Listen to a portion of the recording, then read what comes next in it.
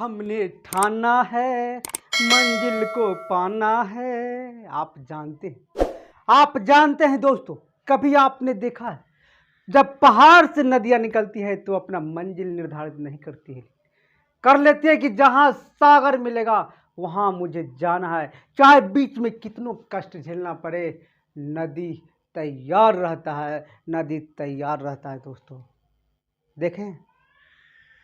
इसलिए हम लोग को भी तैयार हो जाना है। जिस लक्ष्य के प्रति समर्पित हुए हैं उस लक्ष्य को पाना है, चाहे जो भी कष्ट आ जाए जिंदगी में सबको झेल लेना है, हंसते हुए जिंदगी को काट लेना है और मंजिल को पा लेना है दोस्तों, मंजिल को पा लेना है। इसी के साथ आज जो लाए दोस्तों भौकाल जबरदस्त, आपको क्या प्राचीन भारत से संबंधित बहुत सारे क्वेश्चन आपको मिलेंगे। आने वाला है जून में दरोगा का परीक्षा, जून में जो रिक्वायरमेंट आ रहा है दोस्तों, जून में जो वाली आ रहा है, परीक्षा नहीं होगा ये जान लीजिए। उसके लिए मैं लेके आ रहा हूं दोस्तों, आपको 50,000 क्वेश्चन लमसम आपको मिलेगा, रिवाइज करने का मौका प्रतिदिन मिलेगा। वैसे एक आध दिन नागा हो जाएगा तो बात नहीं कर सकते, क्योंकि काम हर आदमी को कब क्या हो जाएगा कोई अता पता नहीं। ठीक है, तो आज शुरू करते हैं दोस्तों। बहुत इंपॉर्टेंट क्वेश्चन, समझ रहे हैं बात को? हाँ, इस बात को आप समझ लीजिए। अगर आप मेरे चैनल पर पहली बार आए हैं ना तो सब्सक्राइब कर लीजिए, लाइक कर दीजिए और शेयर कर दीजिए। ठीक, चलते हैं दोस्तों। पॉइंट है आज का, देखिएगा, प्राचीन भारत। समझ रहे हैं ना बात को मेरे प्यारे भाइयों बहनों, प्यारे रसगुल्ला, ध्यान से देखना है, एकदम पॉइंट लगा करके देखना है और किताब पढ़ना है और यहाँ रिवीजन कर लेना। इतने तो करना है, पढ़ना है रिवीजन करना, पढ़ना है रिवीजन करना, आपका बेड़ा पार हो जाएगा, इस बात को आप गारंटी लीजिए। प्राचीन भारत का इतिहास जो है दोस्तों, इस बात को आपको मालूम होगा कि जब भी हम प्राचीन भारत का इतिहास के बारे में जानकारी लेना चाहते हैं तो आप जान लीजिए इस बात को कि कभी कभी है ना, कहीं जाते हैं तो कुछ पुराने चीज़ मिल जाता है तो खोजने लगते, दिमाग इमेजिन करते, वहाँ पे सोचते हैं कि कहीं न कहीं पहले के कोई है ना, पहले के आदमी इसको बना के गया होगा, बनाया होगा तब ना याद है, तो यानी पहले आदमी रहा होगा। तो इसी को लेकर के हम लोग चलेंगे। प्राचीन भारतीय इतिहास के स्रोत 4 स्रोतों से पता चलता है। कितना? 4 स्रोतों से चलता है पता। देख लीजिएगा दोस्तों, कितना? 4 स्रोत। अब 4 स्रोत कौन कौन पता चलता है? देखिए, पढ़ना तो पढ़ जाइएगा एक दिन में किताब, पढ़ना कोई बड़ा बात नहीं होता, समझ रहे हो? इसमें रखना सबसे बड़ा बात होता है और समय आया तो गोल करना सबसे बड़ा बात होता है, समझ रहे बात को? पढ़ना तो आप किताब एक महीना में जितना किताब है एक बार उलटते उलटते चल जाएगा, पढ़ते चल जाइएगा, पढ़ने का कोई मायने नहीं रखता। लेकिन सबसे बात है इसमें रखना और समय आया तो निकालना, उस गोल करना आपको सबसे बड़ी बात होता है दोस्तों। तो हम बता रहे थे कि प्राचीन भारत का इतिहास का स्रोत अगर हम जानकारी लेना चाहते हैं तो 4 स्रोतों से पता चलता है। पहला आप अगर जानते होंगे, धर्म ग्रंथ। धर्म ग्रंथ से भी हम इतिहास के बारे में जानकारी ले सकते हैं। दूसरा, ऐतिहासिक ग्रंथ।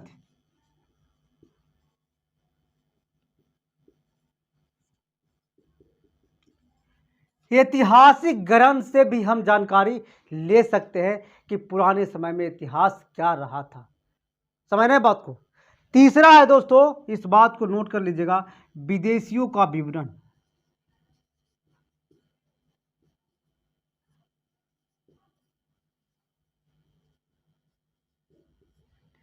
तीसरा है विदेशियों का विवरण से हम जानकारी ले सकते थे, ठीक है। और चौथा है दोस्तों, जो पुस्तक साक्ष्य मिला है, साक्ष्य का प्रमाण पत्र, साक्ष्य प्रमाण, साक्ष्य प्रमाण। समझ रहे बात को? पहला धार्मिक ग्रंथ है मेरा, उससे हम इसका जानकारी ले सकते हैं। दूसरा ऐतिहासिक जो ग्रंथ है उससे हम जानकारी ले सकते हैं। तीसरा है विदेशियों का विवरण, उससे भी हम जानकारी ले सकते हैं। चौथा है दोस्तों साक्ष्य प्रमाण मिला है, उससे भी हम जानकारी ले सकते हैं। किसको? प्राचीन भारतीय इतिहास के बारे में। तो ऐसे बनेगा दोस्तों, ऐसे ध्यान दीजिएगा। प्राचीन भारतीय इतिहास कितने स्रोतों से पता चलता है? कितना स्रोत? 4 स्रोतों से पता चलता है। प्राचीन ग्रंथ कौन सा? प्राचीन ग्रंथ वेद जो है, जिसका संकलन करता आप नाम सुने होंगे वेद व्यास। कौन? देखिएगा, प्राचीन ग्रंथ जो वेद है, इसका संकलन करता महर्षि वेद व्यास। महर्षि वेद व्यास, आप नाम सुने होंगे या नहीं, लेकिन सुन लीजिएगा। ये वेद व्यास थे, इस ग्रंथ को इन्होंने क्या किया था? रचना किया था, इन्होंने लिखे थे। प्राचीन वेदों को क्या कहा जाता? अपौरुषे, अपौरुषे, यानी जिसको पुरुष ने लिखा नहीं है। कोई आए होंगे धरती पर और इसको लिख करके चले गए होंगे, लेकिन वो पुरुष नहीं होंगे। पता ना कौन था। समझ रहे बात को? अपौरुषे कहा गया। तो यहां से भी क्वेश्चन बनेगा कि प्राचीन ग्रंथ वेद के संकलन करता कौन थे? तो महर्षि वेद व्यास है। ठीक है। अब क्वेश्चन बनेगा दोस्तों कि प्राचीन भारतीय इतिहास का स्रोत कितना स्रोत है? 4 स्रोत से, धर्म ग्रंथ, ऐतिहासिक ग्रंथ और विदेशियों का विवरण और साक्ष्य प्रमाण, है ना, इससे भी मिलता है। अब हम लोग अगला चलते हैं दोस्तों कि ऋग्वेद के बारे में पढ़ेंगे। ऋग्वेद के बारे में हम लोग अभी पढ़ेंगे। देखिएगा ऋग्वेद, इससे भी क्वेश्चन आपको बनेगा। इसमें है ऋचाएं, तब न जलता है बजाएं। ऋषि मुनि लिखे तो ऋचाएं लिखा गया, है ना। इसमें क्या है? ऋचाएं। अब बहुत सारा छोटे छोटे ऋचाएं मिल करके बहुत सारा ऋचाएं मिल गया, उसी को संग्रह को ही वेद कहा जाता है। समझ रहे बात? संग्रह को ही वेद कहा जाता है। वेद में 10 मंडल है। न कि समझ जाइएगा कमंडल, नहीं मंडल समझना है आपको, कमंडल नहीं। बात समझ रहे? ऋग्वेद से क्वेश्चन आएगा दोस्तों कि वेद कितने प्रकार के हैं? तो याद रखिएगा 4 प्रकार के। कौन कौन है? इस बात को ऋग्वेद, यजुर्वेद, सामवेद और अथर्ववेद। अब सब वेद का अलग अलग व्याख्यान है, सब वेद का अलग अलग व्याख्यान है। क्या? तो देखिएगा ऋग्वेद में ऋचाएं, उसको संग्रह को ही वेद कहा जाता है। वेद में 10 मंडल है। 10 मंडल में आपको बता देते हैं दोस्तों, इसमें 10वें मंडल से आपको चर्च चलते हैं। 10वें मंडल है, 10 को जो मंडल इसमें दिया हुआ है, तो 10वें मंडल में है ना चतुर्वर्ण, चतुर्ण वर्ण, वर्ण व्यवस्था, चतुर्ण वर्ण व्यवस्था का उल्लेख किया गया। इसके बारे में भी हम लोग पढ़ेंगे। ठीक है। अब आते हैं नेक्स्ट बार में ऋग्वेद का और विश्लेषण करेंगे दोस्तों कि 9वें मंडल में क्या कहा जाता है, 8वें मंडल में क्या कहा जाता है, तीसरे मंडल में क्या कहा जाता है ना। इसके बारे में हम अब चलते हैं।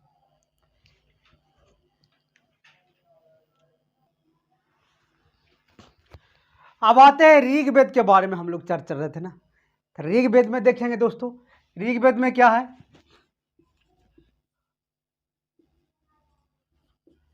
इसमें हम बताए थे कि 10 मंडल है। ठीक है। उसके बाद 1028 सूक्त है ना। 10,462 ऋचाएं हैं। इस बात को समझिएगा, 10,462 ऋचाएँ हैं। अब देखिएगा जो 10,462 ऋचाएँ हैं दोस्तों, है ना, इसी को संग्रह को क्या कहा जाता है? ऋग्वेद कहा जाता है। आप देखिएगा काय कि देखे होंगे आप, छोटे छोटे चीज मिला करके एक बड़ा चीज बनता है कि नहीं बनता है ना। उसी तरह से बहुत सारे ऋचाएँ मिल करके क्या बन गया? ऋग्वेद बन गया। मंडल है, जैसे हम लोग को यहाँ देखे होंगे कि नियम कानून होता है, तो नियम कानून होता है तो बहुत सारा लगता है कि नहीं ये काम नहीं करना चाहिए, ये काम इसमें होगा, ये काम यहाँ होगा, ये काम यहाँ होगा। उसी तरह से मंडल की व्यवस्था किया गया। तो मंडल में है, देखिएगा दोस्तों, कहा गया था कि 8वें मंडल हाथ से लिखा गया है,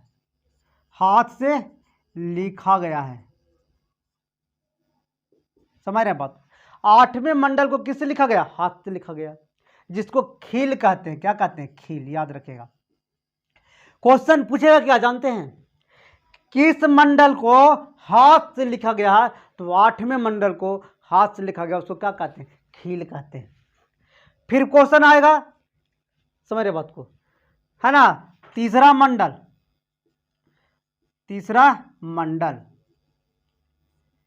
इसमें सूर्य देवता सावित्री का उल्लेख है। सूर्य देवता सावित्री का उल्लेख है, समझ रहे बात को? सूर्य देवता सावित्री का उल्लेख है। उसके बाद याद रखिएगा दोस्तों, जो हम लोग गायत्री मंत्र पढ़ते, क्या पढ़ते हैं? गायत्री मंत्र पढ़ते हैं ना, कौन लिखे थे पता? विश्वामित्र द्वारा लिखा गया था तीसरे मंडल में। कौन? गायत्री मंत्र जो हम लोग पढ़ते हैं उसको लिखने वाले कौन थे? विश्वामित्र।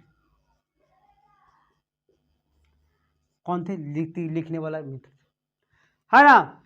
उसके बाद आते हैं दोस्तों, तीसरा मंडल हो गया। 9वें मंडल में सोम देवता का उल्लेख है।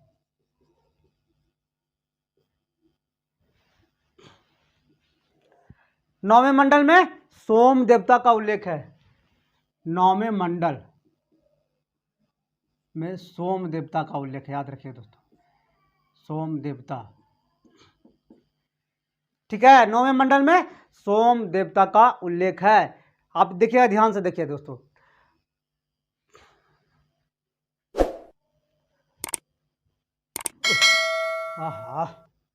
मजा आ रहा है आपको? मजा आ रहा है कि नहीं आ रहा है? आ रहा होगा। जो एग्जाम में पूछे जाते हैं उसी पर फोकस करिए ना, एग्जाम निकल जाएगा। आप अपना कर्म को करते रहिए, फल की चिंता मत करिए। देखिए दोस्तों, कहने का मतलब है कि 4 क्वेश्चन पढ़िएगा तो देखते हैं 2 क्वेश्चन जरूर याद हो जाता है, एक क्वेश्चन याद होता है। फल का चिंता के याद हो गया कि ना हो गया? समझ रहे बात? तो कर्म का, है ना, कर्म करते रहना है। अब भाग अपने आप आ जाएगा आपके पास। कर्म नहीं करिएगा, भाग भी आपके पास भाग जाएगी, समझ रहे हैं ना। अगर आपको पत्नी होगा तो पत्नी भी भाग जाएगी, कर्म ना करिएगा था, समझ रहे हैं। इसलिए 9वें मंडल में सूर्य देवता का, सोम देवता का उल्लेख है। अब आते हैं 10वें मंडल का भी बात था दोस्तों। 10वें मंडल में जो पूछता है चतुर्वर्ण,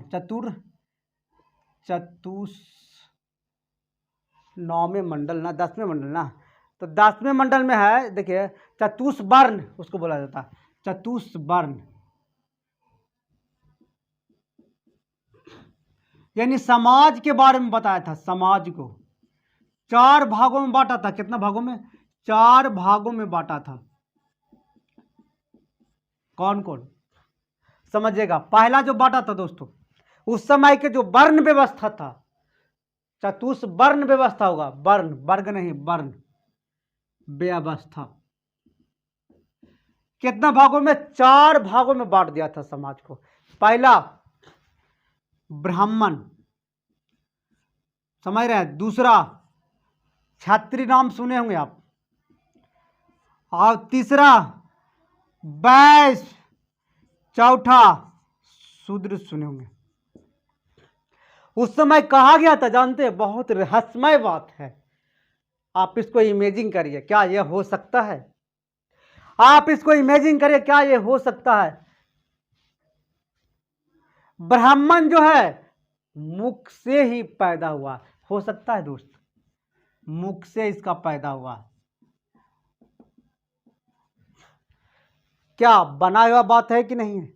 मुख से कोई आदमी पैदा हो सकता है? नहीं ना हो सकता है। लेकिन देखिए जो लिखा है उसको तो पढ़ना पड़ेगा। छात्री कंधा से,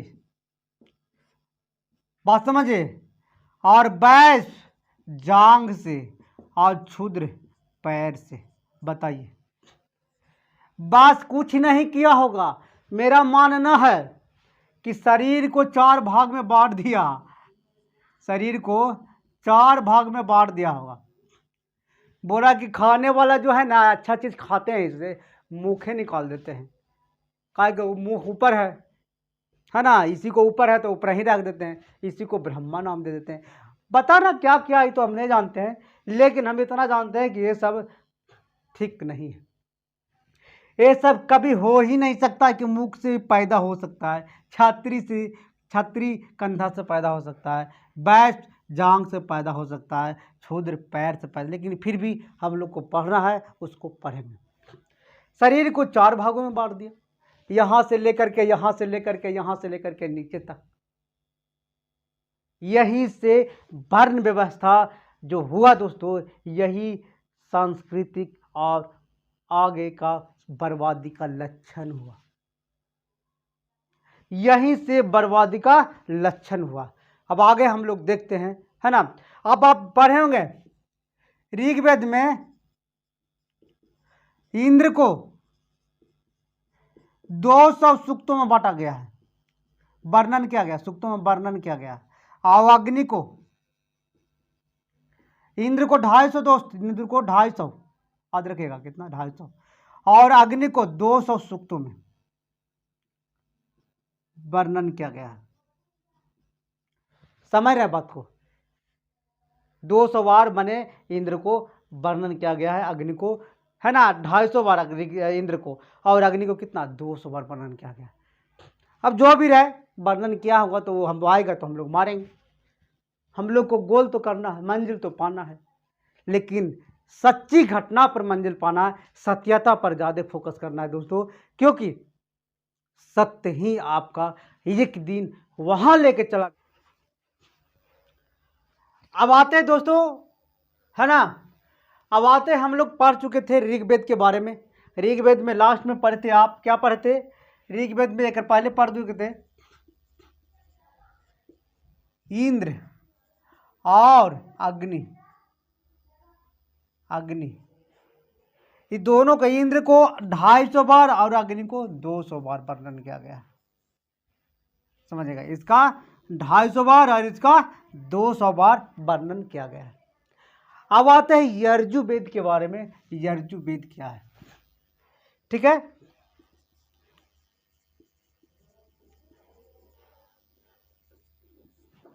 अब यजुर्वेद क्या हम लोग पढ़ेंगे, इसमें 2 चीज याद रखिएगा, मंत्र और बलि। क्या क्या, मंत्र और प्लस बलि का वर्णन है। अच्छा ये बताइए, मंत्र पढ़ने से तो होता ना होता हो तो हम नहीं जानते हैं, लेकिन कुछ ना कुछ तो होता होगा, इसके लिए कोई दिक्कत। लेकिन कौन सा भगवान का नियम है कि अगर हम उसका खून देंगे तो वो भगवान खुश हो जाएंगे? क्या क्या भगवान खून पीने के लिए तैयार है? नहीं ना। तो ये सब जो बात है, बहुत कुछ है जो हमको अच्छा नहीं लगता है, ठीक है दोस्तों, लेकिन जो पढ़ना है उसको तो पढ़ना होगा ना।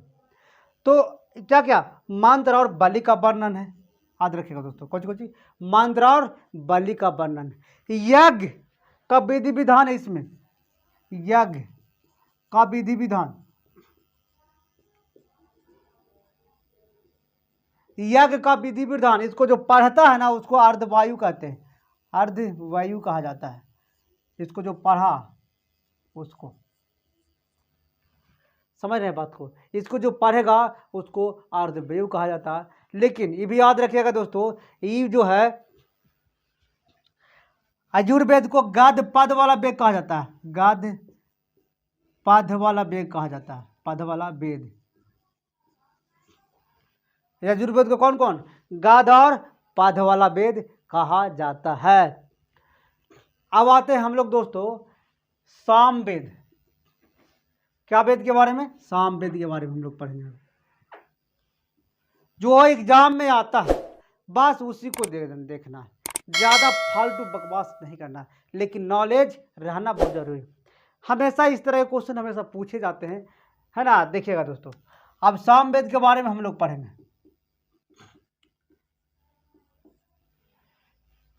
इससे कुछ पता चलता है अर्थ। इसका अर्थ होता है गान, गाने वाला, गुनगुनाने वाला। संगीत का प्रेमी, क्या, संगीत का प्रेमी।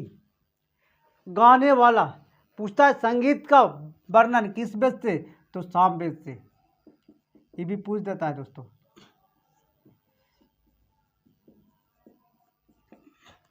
संगीत का वर्णन किस वेद से, तो सामवेद से। गाने वाला, बस समझ रहे ना, क्या, गाने, इसका अर्थ होता है गाने वाला। अब देखिए दोस्तों, जब अब आ गया हमारा दोस्तों सामवेद, अब आते हैं अथर्ववेद के बारे में। अथर्ववेद, देखियो इसका नाम पर ही काम है समझ रहे हैं, नाम पर ही काम है। तो नाम पर काम क्या है, अथर्वा ऋषि इसको लिखा था। अथर्वा ऋषि लेखक है, समझ लीजिए। अथर्वा ऋषि ने इसको क्या कर दिए थे, यानी, है ना, अथर्वा ऋषि द्वारा ये लिखा गया है दोस्तों। इसमें याद रखिएगा औषधि का वर्णन है, और वर्णन क्या है इसमें, 731 मंत्र का वर्णन है, 6000 पद है, पद लिखा जाता है, 6000 पद है दोस्तों। इस बात का ध्यान रखिए। और क्या है, इस बात को आप नोट करिएगा, अथर्ववेद में ही वंशीकरण, नाम सुने हैं कि कोई आदमी आता है और उसको वंशीकरण माने मोह लो, उसको बस में कर लो। आचार विचार यानी विचार का परिवर्तन, कृषि, सब किस में है, अथर्ववेद में है। जादू टोना सब किस में है, अथर्ववेद में है। उस समय भी जादू टोना होता था दोस्तों, वंशीकरण होता था, पशुपालन, इस तरह कृषि के बारे में सब किसमें, अथर्ववेद में वर्णन है। किसमें, अथर्ववेद में वर्णन है दोस्तों, है ना। तो ध्यान दीजिएगा दोस्तों। इसके बाद नेक्स्ट वीडियो के लिए लाएंगे हम, नेक्स्ट वीडियो में।